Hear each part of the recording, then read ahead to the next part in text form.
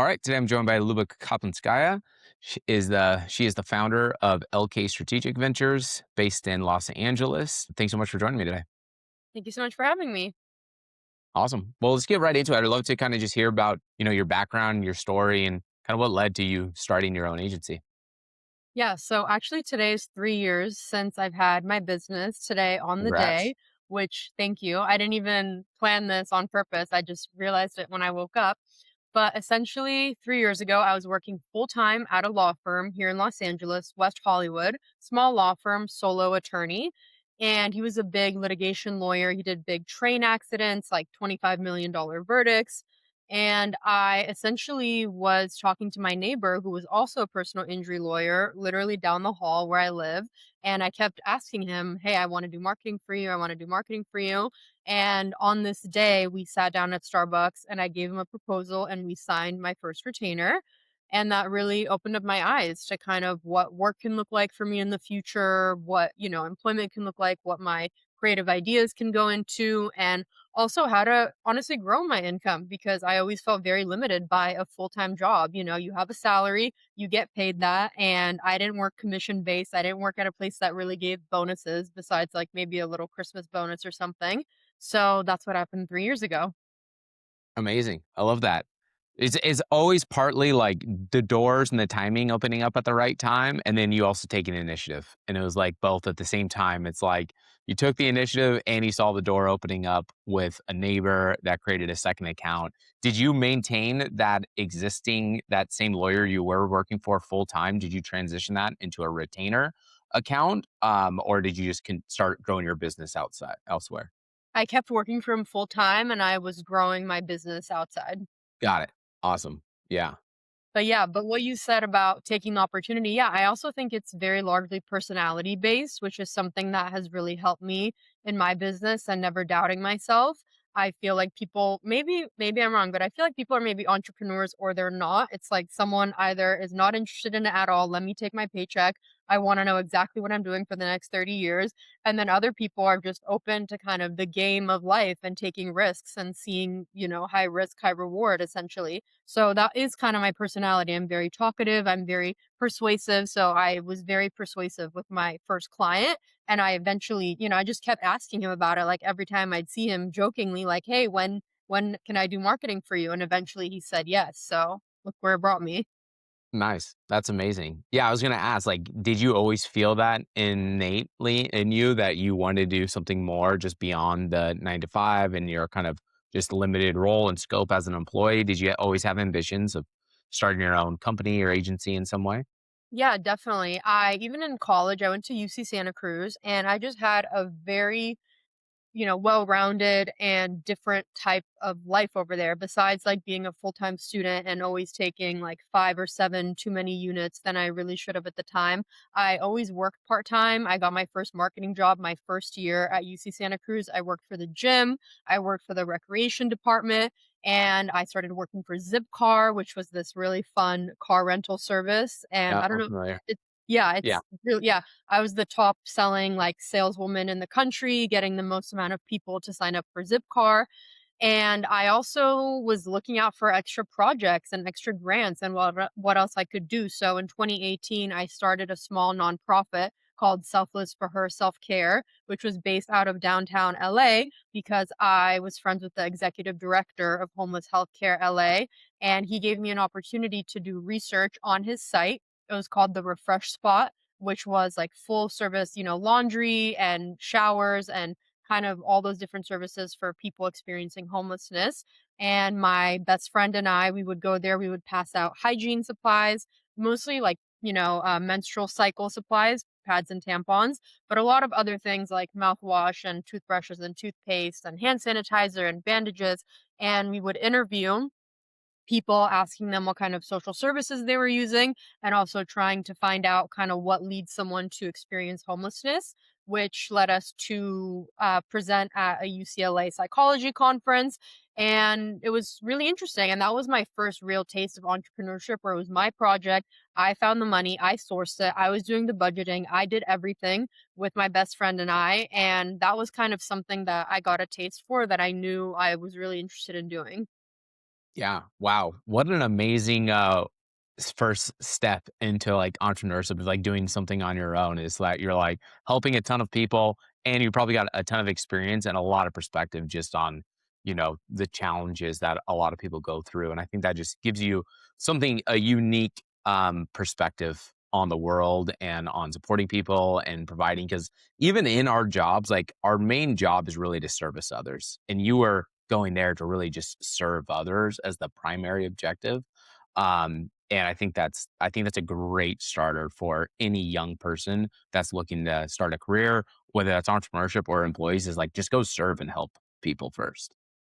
Yeah, definitely. An emphasis on the young because I feel like when you're young in those ages in college and high school, you're so inclined to want to give back and you really are maybe a little bit naive or maybe, maybe you don't really realize how dangerous it might be like working in Skid Row and what that might come with or things of that nature, but you do it anyways because you feel like it's the right thing to do. It's fun, it's interesting, and definitely as I've gone older, when I was younger, I also did a lot of volunteering for tree people in Los Angeles. So we would plant trees all over Los Angeles and like give out fruit trees in low income communities. And I definitely can say, like, I'm turning 30 next year. And when was the last time that I really volunteered or gave back like that? I mean, I probably stopped when I graduated college. So definitely young people in high school and college should take advantage of that inclination to give back because I think once you get older and you start paying bills and you start needing to invest and pay off your student loans and pay off your car, you just kind of feel less inclined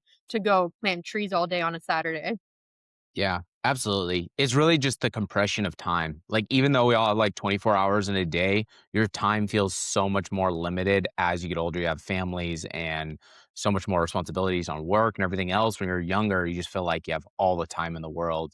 And I think it does create a lot of opportunity for young kids to go out and get experience of helping the world, helping people, and just getting just general real world life experience. So, I think that to be a great perspective a lot of kids need to have. Especially, I think the other thing is that it gets them out of the digital trap.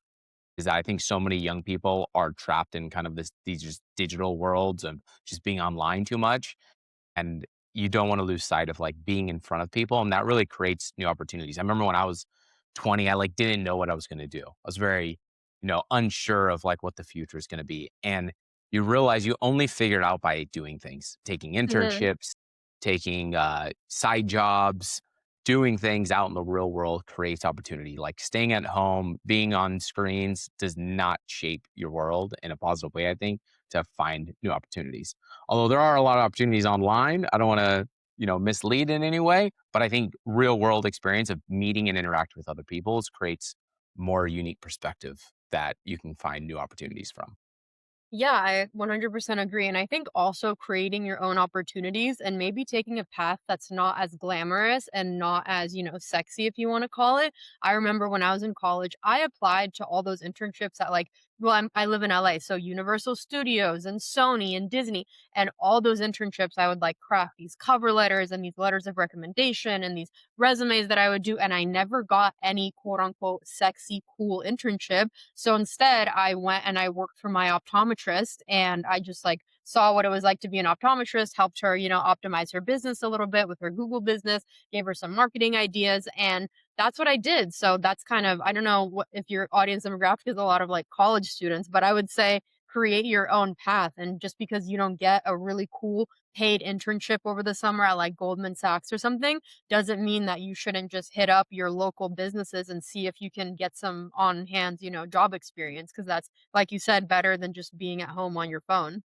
Yeah, absolutely. I oftentimes I would argue that it's probably even better to work because you're working closer to the actual founder, owner of either a small agency or a small business and learning and getting a much more tighter hands-on experience versus if you go to a big, while it sounds glamorous to work at a big organization, you're a very, very small cog in the wheel and you're likely not going to be really very hands-on in anything versus like your experience, and I got similar experience of working at small agencies and companies, is that you get direct hands-on experience of things that you would never get at a large organization. Like you'd never get access to a Google My Business account for a large corporation, but you will for a small business. and that hands-on experience can give you significantly more experience that can help you guide you through your career. So I think that's um, a great way of like reframing of it's not about the destination or the place, but it's about the actual experience and what you're going to be doing. Yeah, definitely. Um, just to kind of pivot back to your kind of what you're doing right now from a marketing advertising perspective, you actually started with a lot of like personal injury experience. Just to kind of dive into that a bit, I have some experience from a paid ads perspective with personal injury clients and accounts. They're obviously very challenging because there's so much competition, especially in LA, is like I feel like the peak of personal injury competition. What have you found, like, works really well for personal injury lawyers, and, like, what do you see personal injury lawyers doing that isn't optimal? Yeah, so I think that yeah, the competition in LA is really insane. I mean, if you just drive around and look at the billboards, it's like every other billboard is a personal injury lawyer, especially down the 405. There's a section where it's like 10 billboards back to back are just PI lawyers. And I see what they're doing. Obviously, some of the huge firms, Jacob and Ronnie or Sweet James or all of that, Morgan and Morgan, they kind of have those names established. So I don't even really see what marketing they do besides me seeing their name all over LA and everybody knows, okay, that's a huge law firm. A lot of people do call those law firms and they get, I'm sure, thousands of cases a month. But a lot of people are really looking for a more boutique, more hands on, really more personal firm that you can really even maybe talk to your attorney or get on a call with them or hop into their office and ask them a couple of questions. So I think that the size of your personal injury firm is definitely an asset that you should use to your advantage. Whether you're a mid-sized firm, hey, we have 5 to 10 attorneys here, and you can't call your attorney directly, but like we'll definitely get you a meeting and you can see them soon. Or maybe it's a solo practitioner and you could, waltz into their office and they might be there and they might be able to talk to you even though it's better to set up a meeting. So I see different PI firms. Some of them go on like the funny and entertaining content side. So doing a lot of silly, goofy, a lot of funny trends, keeping up with TikTok trends. And that's not necessarily every lawyer's personality. A lot of lawyers are a little bit more maybe humble or just a little bit more conservative. And so some people, I like to go towards the educational route. When I work with my clients, I think that there are a lot of nuances to personal injury, slip and falls, dog bites, employment law, and people can really learn about it. And at the end of the day, maybe you're not going to learn something that directly applies to your case that you had, your lawsuit, but you learn just something new and you keep it in mind. So that's kind of the angle that I go with. We do add some silly goofy, TikTok trends here and there, but I do mostly focus on attorneys and I do have them comment on news stories that I pull. So I'm checking LA Times, NBC every single day and seeing what is a story that a lawyer could give their perspective on. And that's what I found works really well on TikTok. There's a lot of attorneys there who just comment on lawsuits, if like Elon Musk Mm, and Sam Altman or whatever, Blake Lively, they're saying all of the different details of the lawsuit, and people enjoy hearing that perspective from a lawyer. So that's kind of what I have them stand out. And I always tell my lawyers, I tell my clients, it's always great to build your online digital brand and to make people feel more connected to you. There's something about somebody Googling your law firm and seeing a photo of you, seeing a video of you talking about an interesting topic that makes them trust you more and makes them like you more. Maybe they don't want to call Morgan and Morgan because they know that, it's just an enormous law firm. Maybe they want to talk to you instead because you're local, you're based a couple, cities away and they know what you look like and what you sound like. yeah, I love that. Yeah, so really figuring out, like, what differentiates you first, right, as a lawyer or a legal firm, because everybody kinda has their own unique advantage. Like, a big law firm is gonna be able to have their advantages that they can speak to. A small boutique, a firm is gonna have their own unique advantages and benefits, and really highlighting that through the message. And I've worked with a personal injury lawyer, and what we found just from the paid ads perspective is all we do is manage paid ads, and that's our main focus. Is that what was so interesting with the content? You talk about like, oh, do you have content that's really speaking to the personality of the agency, or do you kind of follow some trends, or do you have some comedy in it? And they tested so many different ads, and they probably test like we tested like 100 ads. They were great at creating content, and we found like 2 or 3 really resonated with their audience and who their brand was, and then it's like, how do we just double down and triple down on that? And I think that's what's so interesting, like, you have to kind of really sink in and test a lot of different angles and tactics and ways of communicating your message, and then figuring out what really works best for your, personal injury agency. Because I think everybody wants to know, like, "What should I do?" And oftentimes your clients, like, don't like hearing this, but it's such a truth, is like, we have to test a lot to figure out what's gonna make the most sense for you, and what works for you is gonna be different than what works for A, B, or C personal injury lawyer. But I find, and this isn't just across the personal injury lawyer space, but across all industries, is that it's too much piggybacking off of what the competition's doing. It's like, "Oh, Mhm. my competition's doing this funny message or this TikTok trend, we're gonna try to do that." And it's like, we gotta stay aligned with, like, what's real intentional about your brand position, and then how do we test different angles and, hooks and different ways of attracting different audiences that are kind of found based around your exact brand strategy. And I think that's the challenge, but also a big opportunity. Yeah, definitely. And also, I don't keep that's one of the things of working with my marketing agency. I don't necessarily keep everything to paid ads and to online media. I do also a lot of like internal referral building and client relationship building. So, for one of my clients, we started sending out these boxes when people got their settlement checks that had, a little personalized flyer with the attorney's picture and a signed note that said, "Thank you so much for choosing us. We really appreciate it. We're always here for you. We really appreciate referrals." There would be a mug, there would be a pen, and you can't really track the ROI on that. I mean, when I try to explain it to some of my other clients and pitch it to them, they're like, "Well, how many cases did you get from there?" And it's just interesting to really play the long game with these initiatives. And I don't know how many cases we got from there, but I know that somebody, posted us on social media and wrote like this long of a note about how surprised they were to get something in the mail and they didn't expect it. And it was such a personal touch. And the mug was like so cute and the bottle opener was handy. So, those are the kind of things that you do that can help people refer cases to your firm, which a lot of firms that are small, they solely rely on referrals. Sure. They don't even do online media or paid ads or anything, they're only referral based. So, what are those ways that you can strengthen those chances of getting referrals is also something that I work on, as well as in person events. I was just with one of my clients and we went to a church and the church was giving away different groceries and produce and things of that matter. And we had a little table, we had Dunkin' Donuts, we had coffee, and we were just talking to the community, speaking, a lot of Spanish with them and passing out our flyers and our business cards and answering questions that they have. A guy had a question about like his speeding ticket and he was asking if he should get representation. And my client was like, "Oh, you can't get representation for a speeding ticket. You have to do it yourself, but you should definitely show up because there's a chance that you could get the ticket reduced or dismissed." So, yeah, there's a lot of different ways that actually my agency works with small businesses, medium sized businesses. That's not only about online presence and digital media, there's a lot of different aspects that I kind of approach on like an A to Z approach.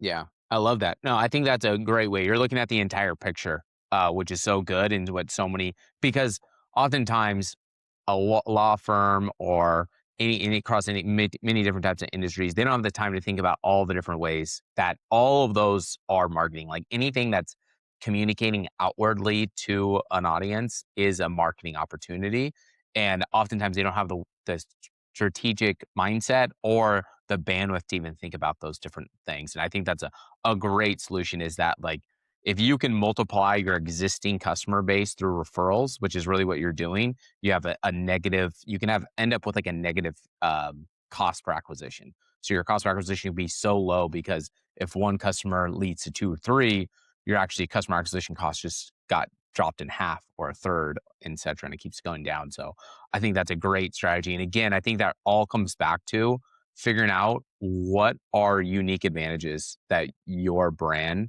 your company can take advantage of that your competition is not doing. And again, I think that all goes back to like not looking at what the competition's doing, but look at what they're not doing and then try to do that. Because I think that creates so many opportunities. And I think that follow up with the settlement check is a great example. I bet majority, if not all, law firms are probably not doing something like that. Yeah, definitely. And it also kind of goes both ways. I mean, you want to work with a marketing agency perhaps that is maybe smaller and more, individually focused so that they can give you those ideas that a larger marketing firm or their competitor isn't doing because they don't have, the time or the intricacy, the details to look into it. So that's also it works both ways. Why it's better to work with a small lawyer group, or why is it better to work with a smaller marketing agency such as myself? Yeah, I think it's similar to, like, your example with, like, legal firms, like, why should you go work with a huge mega law firm versus a small boutique? It's like you're probably the attention and the amount of time you're gonna get from high-level strategic people, you're probably gonna be a lot more with a smaller, more dedicated boutique agency than you will bigger. I think and that trend works across so many different industries.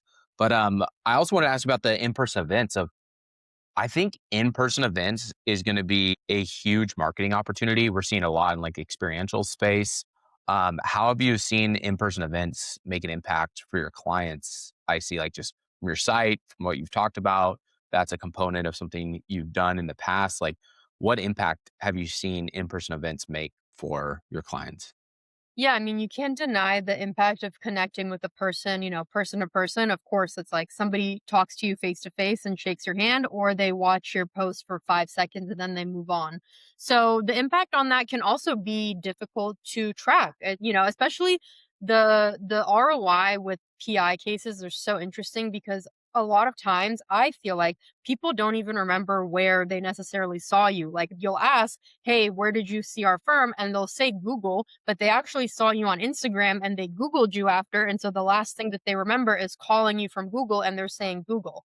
So the in-person events, one, really great to connect to people, establish those, relationships. Giving out merch is really great. So I worked last summer with one of my clients at Warner Park Center here in the Valley, and we would pass out a lot of merch. So it's like thinking about the lasting impact of merch. If somebody, picks up a mug and it has your law firm's name on it and they remember you, or somebody wears your shirt out in public and it has a cool catchphrase that someone takes a picture of and then posts on their social media.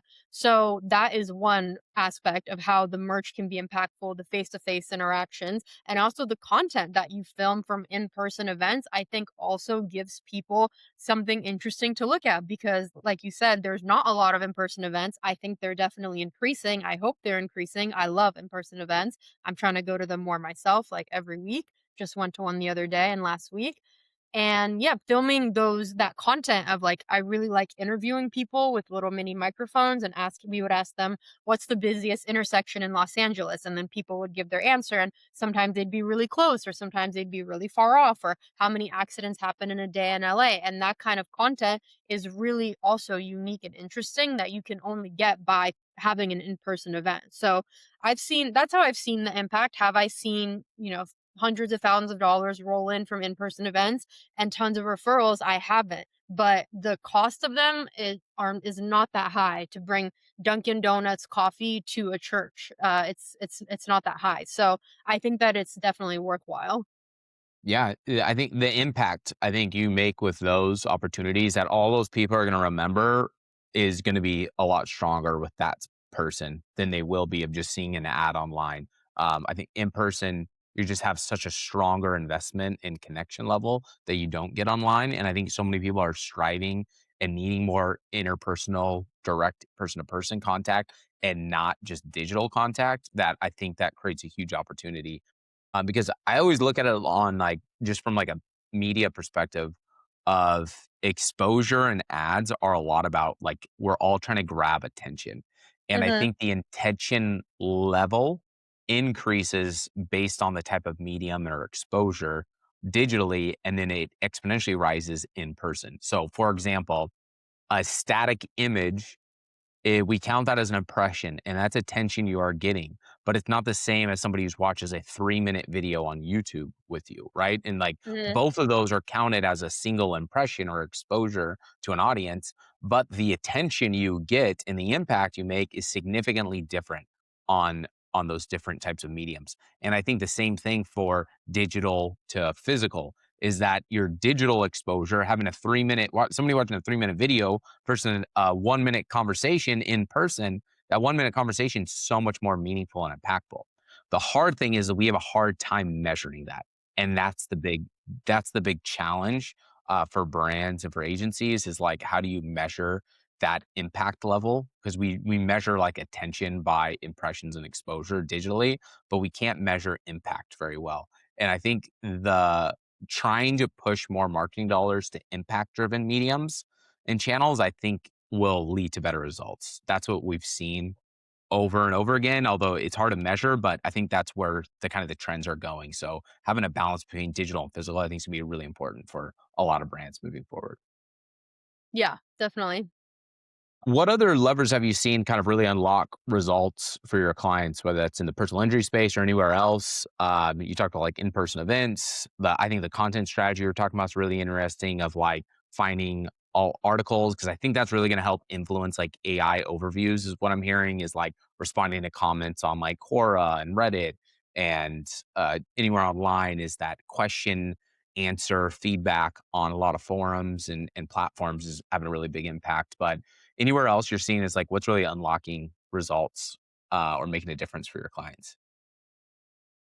I think that is a lot of it. I also do like doing PR. So I would get my clients on different podcasts, maybe get some clients on podcasts of another clients.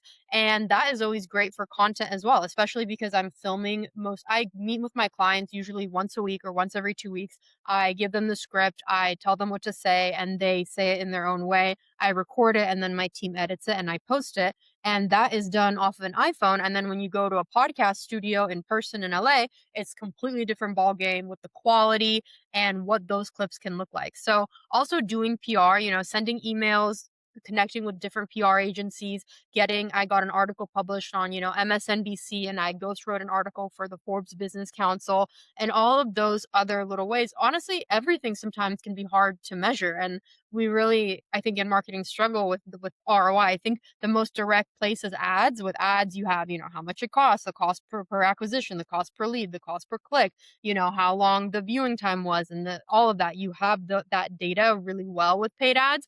But everything else, when we're having events in person and we're filming content that's only being posted organically without being boosted, and going on, podcasts and getting clips from there and getting an article published, it's hard to track all of that. But I think it's the overall effort is what leads a business to grow forward. And I honestly feel like my prices are very reasonable, and for what you get with all of the effort that I put, and you get a full blown marketing team essentially, not paying full time, not paying benefits or anything. I'm a contractor. I think that overall effort is really what leads to a push incrementally over time. I also apply that to my own life. Every single day, I try to make my life a little bit better. I do 10,000 steps. I apply to jobs. I email cold, clients. I post on LinkedIn. I post on TikTok and Instagram. And every single day, I can't really measure the return on that. Maybe I get a job interview. Maybe I get a prospect call. Maybe I get 100,000 views. But what is actually the monetary return on getting a job interview or 100,000 views? You can't really calculate it, but I do know that every single day, if I work on making my life better, it will eventually get to where I want it to be. So I apply that to businesses as well. If you keep doing, you keep posting, you have very, strong content strategy, which I do everything for my clients from A to Z. You do some events, maybe you get some PR, you go on some podcasts, you post on YouTube, you post on your LinkedIn profile. It will all strengthen your online brand and your digital presence and lead to more business, even if it's hard for you to track and see the investment right now. Absolutely. I could not agree more. It reminds me so much of Atomic Habits, Yeah. where he talked about like measure your daily activities and not the Yes. outcome and like reward yourself off of like, did you accomplish all the daily activities? Is like as long as you know these daily activities are what's gonna lead to long-term success, as long as you like do it so much or it'd be unreasonable to fail is I think the Exactly. perspective on doing all of those things.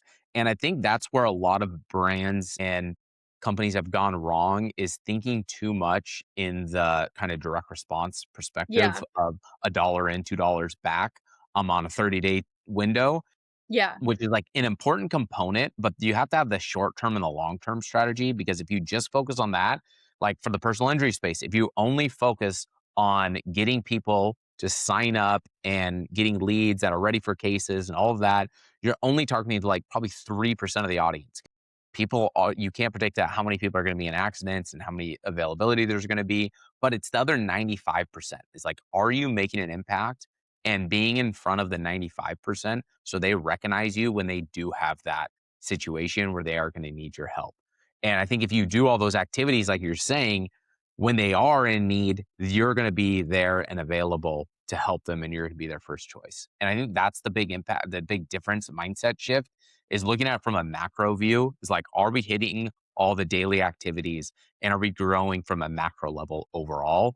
Because we're not always going to be able to, and not everything in marketing is clear of a tracking perspective of like what we're doing versus a dollar back. So I think that the macro view for tracking is where I would recommend a lot of brands go, and focusing on how do you acquire and attract that 95% of the audience that is likely eventually going to be in market to buy your services. They just may not be in market right now. And you have to kind of still connect and resonate with them. Yeah, and I also think that every one of my clients has a different vision. Some are long term and some are short term. And I'm a very big advocate for a long term vision, which it requires a lot. It requires a lot of effort. It's, requires a lot of paying me every single month to keep me on long term to do everything. But I have a client, we post a lot organically. We've gotten, 300,000 views organically. We grew to TikTok over 1,000 followers organically. And she gets recognized within her community, where she goes, where she works. People come up to her and tell her how amazing her videos are. And I have another client who is just not wanting to put in the time to grow organically and to put out those videos. We put out videos for a month and she was asking where her leads were. And I was saying it doesn't work like that. It can take years sometimes of just continuous posting until people actually just call you and say, "Hey, just saw your video. You look great. How do I work with you?" So the solution with her is we just run paid ads now. And it feels very short term for me, but it's making her happy. Every single day, I send her the leads that come in through the Facebook form. Very minimal budget. She only has a $250 a month budget. And every day I send her 3 to 4 leads. It's not personal injury, it's disability. And yeah, so that, everything whatever floats different people's boats, but I definitely think that the long-term investment can really give you a higher return and build your brand, which is very important. Gary Vee always talks about this from the top of the roof, building your own brand. But if somebody just wants that short term, give me people to call to sell my services to, like I can do that as well. Yeah. That's why I think most brands need a balance. They need a balance because they obviously still have to pay the bills, they have to get business, and they need to try to attract customers who are ready to buy now, but to not lose sight. It's like if you're losing sight of building a long-term brand strategy and positioning and making sure you're attracting the right people to you, I think you're just setting yourself up for the failure in the long run. And you're just constantly in this churn and burn every single month that you can't grow out of. And so I think that's the big challenge I see some brands fall into, unfortunately. Um, Last question out for you. If you give your younger self one piece of advice when you're starting out in your career, what would that be? That's interesting. Some piece of advice I would give myself. I've been having a lot of peace in my life. Like the last month and a half, I've been having this complete feeling of everything's going to work out and everything, no matter what, it'll be okay. I've been working since I was 16 years old. So for 12 years, and I've been, saving every single pay, like some part of every single paycheck that I've ever gotten. So I kind of have this nest now where I'm not in this dire starvation need where I feel like I'll end up on the streets if I don't make enough money next month. So with all that being said, I do feel like even through the mistakes that I made through my jobs, if I got fired here or something didn't work out here or I got laid off or the company closed down, I feel like it all led me exactly to where I want to be. And I always feel like I tried my hardest, like always given my 110%. So yeah, advice to my younger self. I don't know. I would tell myself, read more, listen more. I do that. Take care of your mental health. I do that. And apply to jobs all the time. I do that. Network. I do that. And yeah, so I feel like if I had a lot of student debt, I would tell myself, don't get into a lot of student debt. Thankfully, I left with 13,000. I paid it off last year finally. Congrats. So, yeah, I think it would just be keep my advice would be like don't doubt yourself and keep doing what you're doing, even if there are hurdles along the way or pitfalls and you feel like you're failing at some point. Always have trust that this is the path that you're meant to be on and it's going to lead you to where you want to be. Awesome. I love it. Thank you so much for joining me today. Thank you for having me.